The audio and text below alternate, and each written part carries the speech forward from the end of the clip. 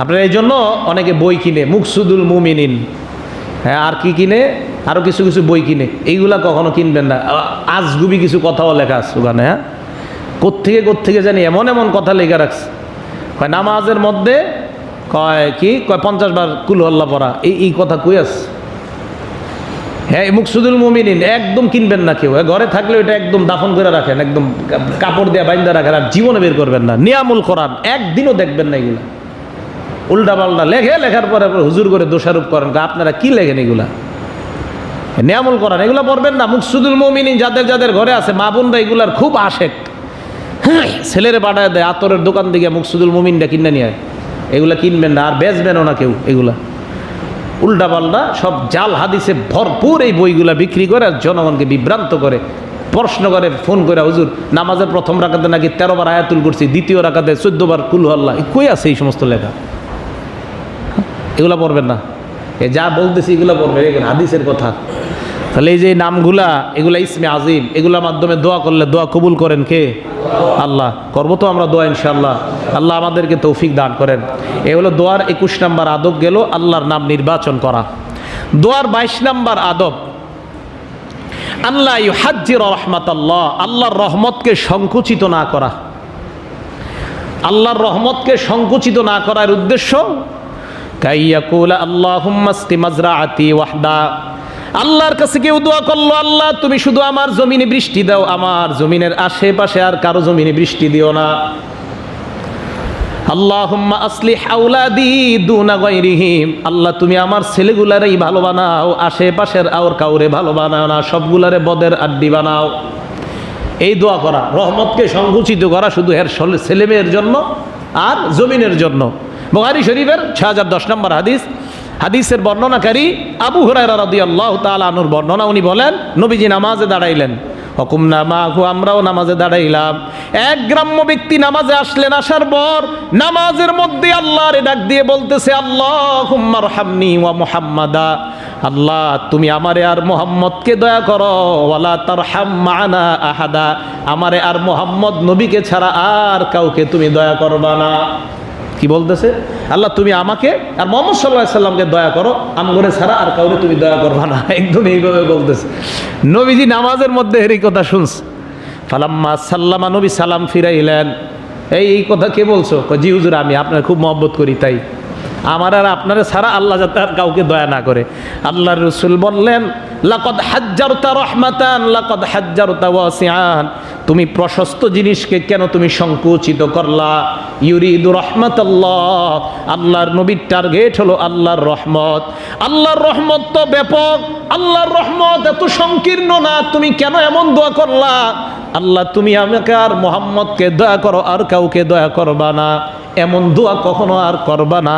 আল্লাহর রহমত এত কম না, আল্লাহর রহমত ব্যাপক।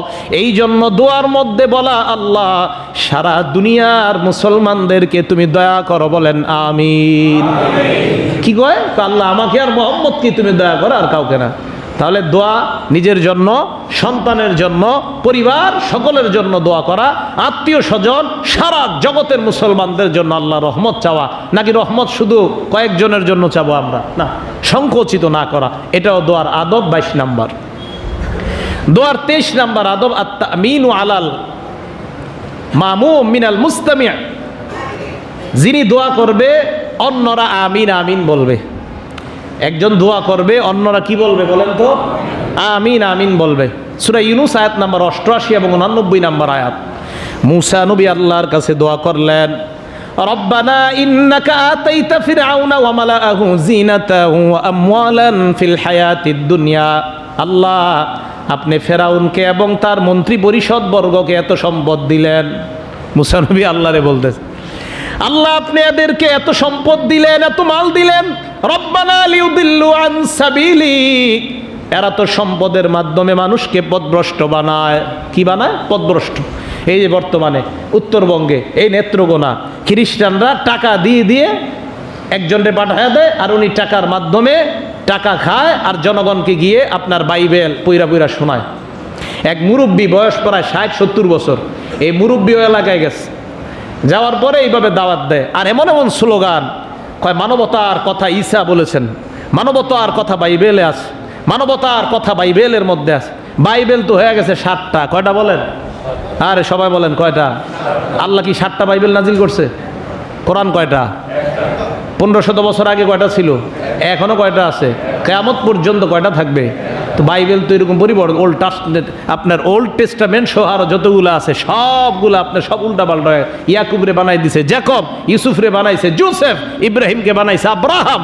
এইগুলা তো মুহাম্মদ সাল্লাল্লাহু আলাইহি সাল্লামের কোরআনের মধ্যে ইয়াকুব নবী ইয়াকুব, ইউসুফ ইউসুফ, ইউনুস ইউনুস, ইব্রাহিম ইব্রাহিম, কোনো পরিবর্তন নাই। তাদের কিতাবে তাদের নবীর নামও পরিবর্তন। তাহলে বলেন এই পরিবর্তন এটা তো আর আল্লাহর কিতাব থাকে না। যে কিতাবের মধ্যে মানুষ কিছু ঢুকায় এটা আল্লাহর কিতাব থাকে না। আল্লাহ জাবুর নাজিল করছে, এটার মধ্যে মানুষের কবিতা আছে 100টা। তো আল্লাহ কি মানুষের কবিতা জাবুরে দিতে বলছে? এগুলো ওখানে দেওয়া। এই জন্য কোরআন একমাত্র জীবন বিধান। তো এই যে টাকার মাধ্যমে, পয়সা দিয়ে, অর্থ দিয়ে মানুষকে খারাপ বানানো, মানুষকে অন্যায় পথে নিয়ে যাওয়া, তো আল্লাহ নবী মুসা বললেন, আল্লাহ আপনি এত টাকা পয়সা দিয়েছেন ফেরাউনকে আর এদের মন্ত্রী পরিষদকে, এরা টাকার মাধ্যমে মানুষকে খারাপ বানায়। তো মুসা নবী বললেন, আল্লাহ এদেরকে যদি আবার ইমান দেন, আগে ভয়ঙ্কর শাস্তি দিয়া তারপরে ইমান দিবেন। মুসা নবী বলতেছে, রব্বানা তমিস আলা আমওয়ালিহিম, আল্লাহ তুমি তাদের সম্পদ ধ্বংস করে দাও। ওয়াশদুদ আলা কুলুবিহিম, তাদের অন্তর তুমি শক্ত করে দাও। ফালা ইউমিনু হাত্তা ইয়ারাউল আযাবাল আলীম, এরা যেন কঠিন আযাব না দেখার আগে আর ঈমান আনতে না পারে। ঈমান আনে নাই, সমুদ্রের মধ্যে ডুবছে, ডুবার পর ফেরাউন কয় এখন ঈমান আনলাম, ওই সময় আর ঈমানের কোনো ফায়দা নাই। মুসা নবী যখন দোয়া করছিলেন, হারুন নবী বলতেছিলেন আমিন আমিন। মুসা নবী বলতেছিলেন আল্লাহ তুমি কবুল করো, ফেরাউনকে তুমি ধ্বংস করো, তার অন্তর তুমি শক্ত বানায় দাও। হারুন নবী বলতেছিলেন আমিন আমিন। এবার আল্লাহ সূরা ইউনূসের 89 নম্বর আয়াতে বলেন, ক্বালা ক্বাদ উজিবাত দাওয়াতুকুমা, আমি আল্লাহ তোমাদের দুই ভাইয়ের দোয়া কবুল করার ঘোষণা করলাম। তাহলে কেউ দোয়া করলে আমিন আমিন বললে আশা করা যায় ওই দোয়া কবুল করে নিবেন কে? আল্লাহ।